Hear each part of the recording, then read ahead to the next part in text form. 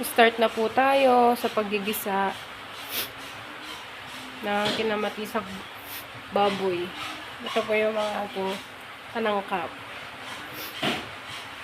Kamatis, sibuyas, bawang, pechay, siling green, baboy, mantika, patis, magic. Gisa na po tayo. Mag-umpisa po tayo sa bawang. Gisa po natin. Nilagay ko na po yung sibuyas. Nalagay na din po natin yung ating kamatis.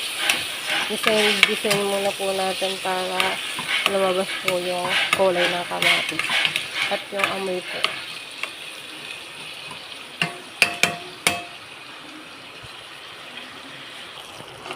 Kapag ganito na po siya kapino, pwede na po natin ilagay yung ating baboy.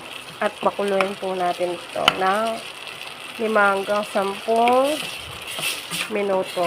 Hanggang sa lumambot po yung karne. Ilalagay na po natin yung ating baboy. Saka po natin to aluin sa may ginisa natin. Pampalasa.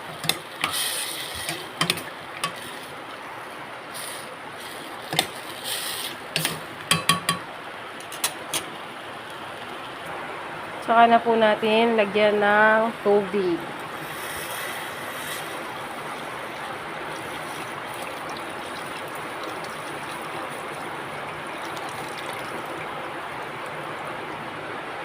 Papakuluin na po natin.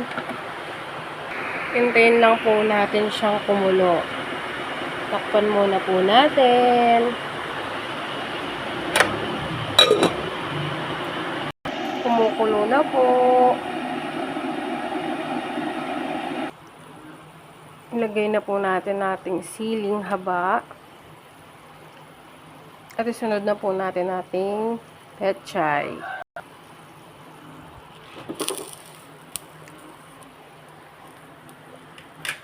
Hintayin lang po natin maluto ang ating pechay. Tsaka na po natin patayin ang ating apoy. Tapos na po.